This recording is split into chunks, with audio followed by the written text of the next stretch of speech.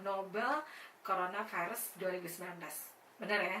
Oke. Dan sebagai listener kami juga mengundang Anda untuk bisa berinteraksi 833-225 untuk line telepon dan untuk line SMS atau WhatsApp di 0811 Baik, untuk pagi hari ini kita sudah terhubung bersama dengan Dr. Ihsan Mustari, ya. Muhammad Ihsan Mustari, beliau merupakan Kepala Dinas Kesehatan Provinsi Sulawesi Selatan. Assalamualaikum warahmatullahi wabarakatuh. Saya manggilnya Bapak Dr. Ihsan. Ya, Assalamualaikum Pak. Ya, mungkin bisa memberikan sedikit gambaran Pak Ihsan ini terkait penyebaran virus corona novel ini saat ini seperti apa di Indonesia sendiri, seperti apa? Kalau di Sulawesi Selatan sendiri seperti apa Pak? Dari informasi yang kami terima ini penyebaran virus ini sudah ada di beberapa negara begitu ya. Kalau di provinsi ataupun di Indonesia sendiri, di provinsi di Sulawesi Selatan sendiri ini seperti apa? Silakan. Ini ada putus-putus, naik kedengaran lagi. Oh ya, saya pakai telepon. Ya, saya matikan dulu ya, Dok. Sebentar kami hubungi kembali. Iya, baik. Iya, baik. Kita hubungi kembali Dr.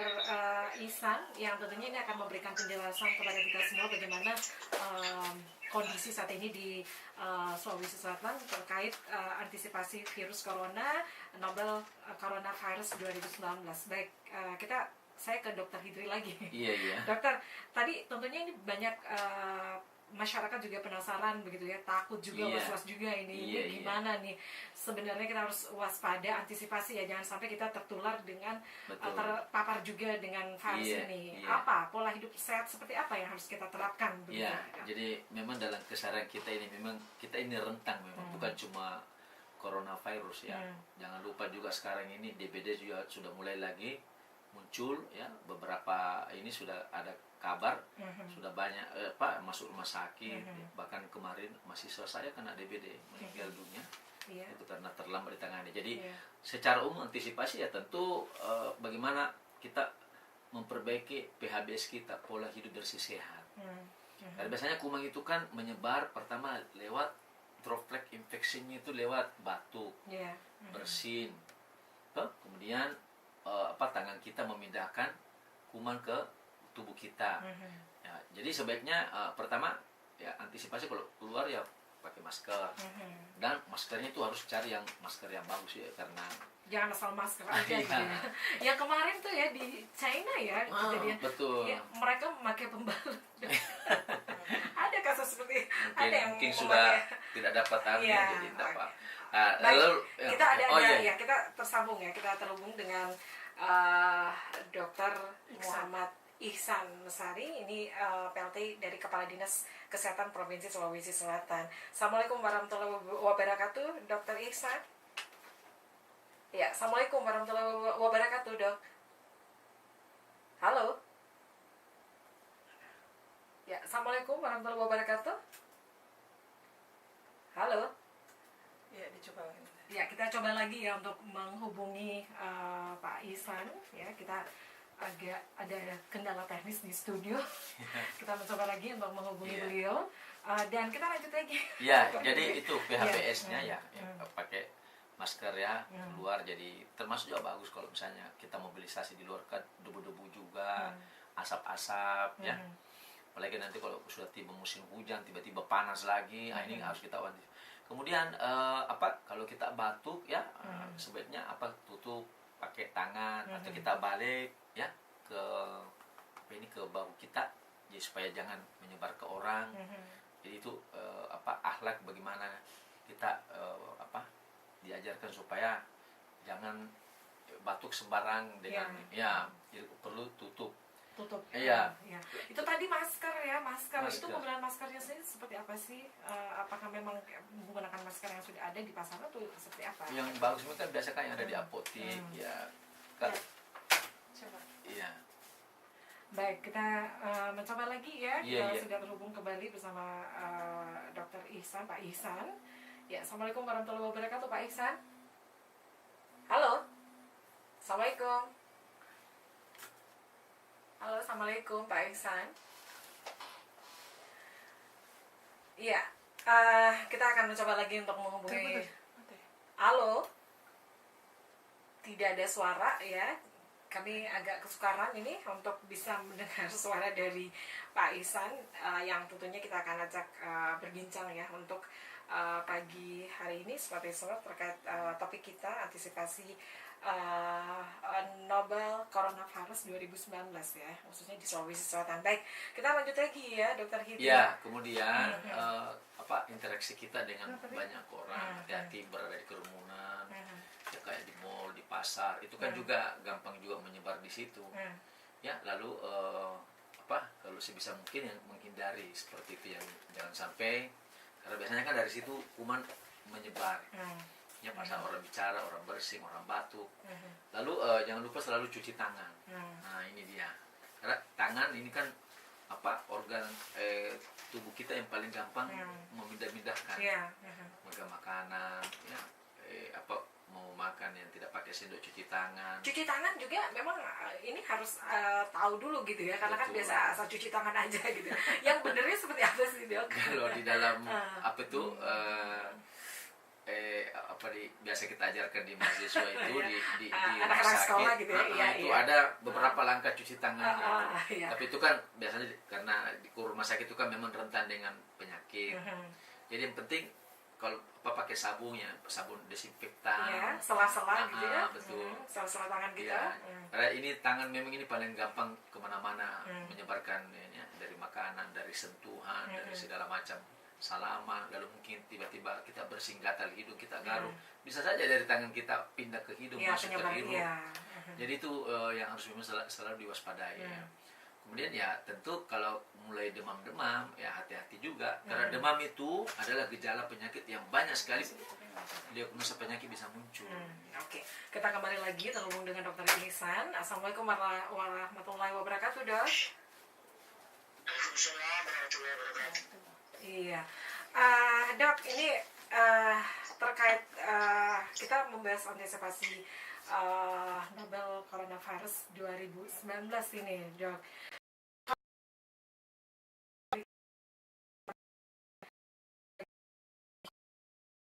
Ini seperti apa kalau di Indonesia sendiri?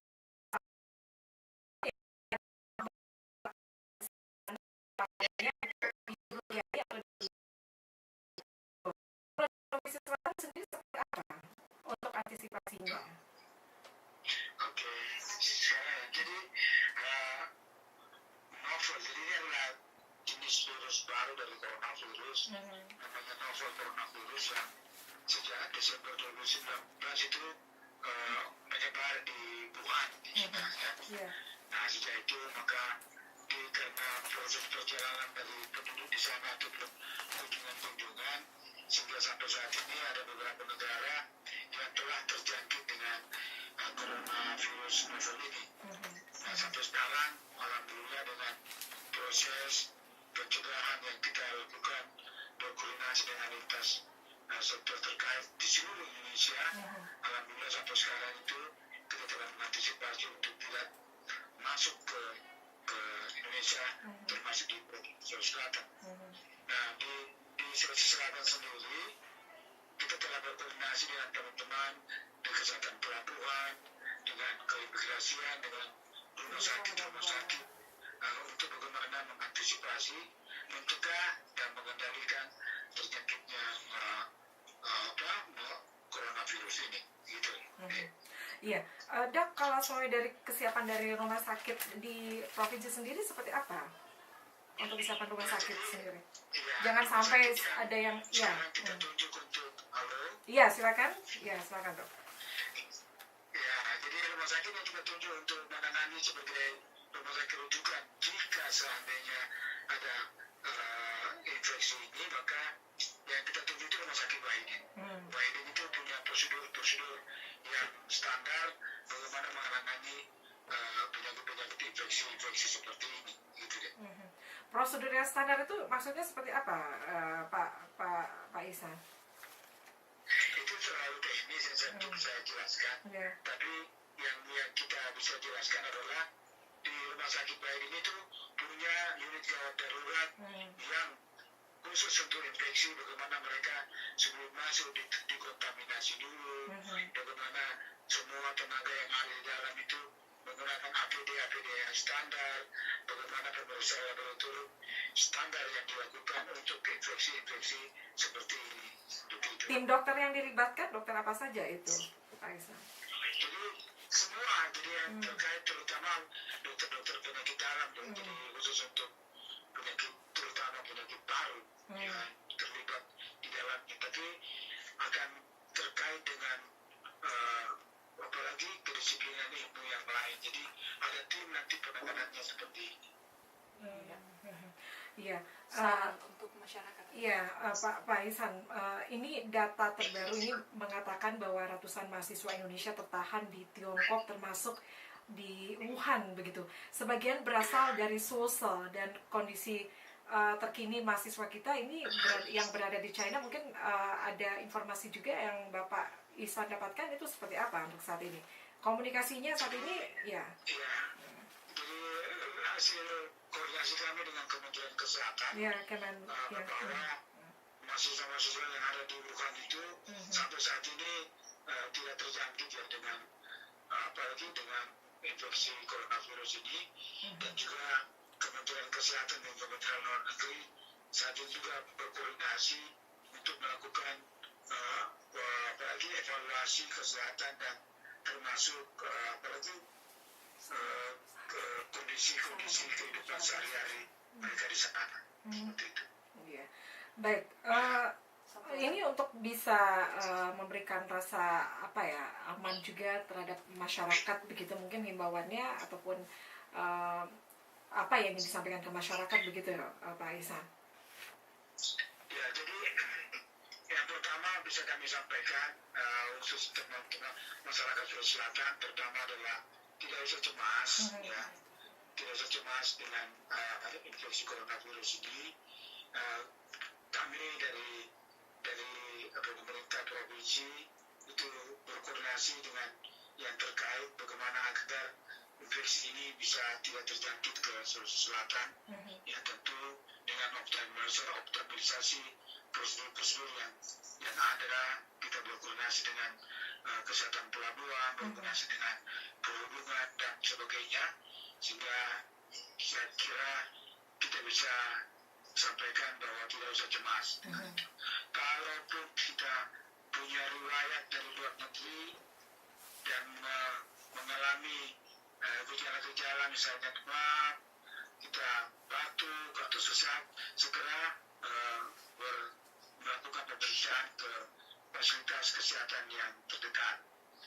Yang ketiga adalah bagaimana agar masyarakat selalu biasakan cuci tangan yang baik, yang benar, dengan air dan sabun, air yang mengalir. Kemudian kalau seandainya kita batuk, sebaiknya dengan cara yang baik dan benar, dengan menutup menggunakan tisu, kemudian tisunya dibuang dengan segera. Itu aja yang bisa saya sampaikan untuk agar bisa menjamin masyarakat tidak cemas. Iya, baik. Terima kasih untuk informasinya Pak Ihsan. Semoga Bapak lekas pulih, Pak. Baik, terima kasih Pak Ihsan sudah bergabung bersama kami di pagi hari ini. Demikian perbincangan saya bersama Pak Ihsan, Kepala Dinas Kesehatan Provinsi Sulawesi Selatan. Kita break dulu untuk saat. Ya, baik. Terima kasih Pak. Assalamualaikum warahmatullahi wabarakatuh. Ya, baik. Smart Listener, kami masih mengundang Anda juga untuk bisa berinteraksi bersama kami untuk line telepon di 833-225, kemudian untuk line SMS atau WhatsApp di 0811-461011. Dan demikian untuk perbincangan saya bersama Pak Ihsan, dan di studio masih ada Dr. Muhammad Idri Alwi. Kita masih berbincang-bincang, dan sebentar kita juga akan berbincang bersama Bapak Farid Padang. Beliau merupakan Direktur Utama dari Pelindo 4 ya. Baik, kita break untuk sesaat.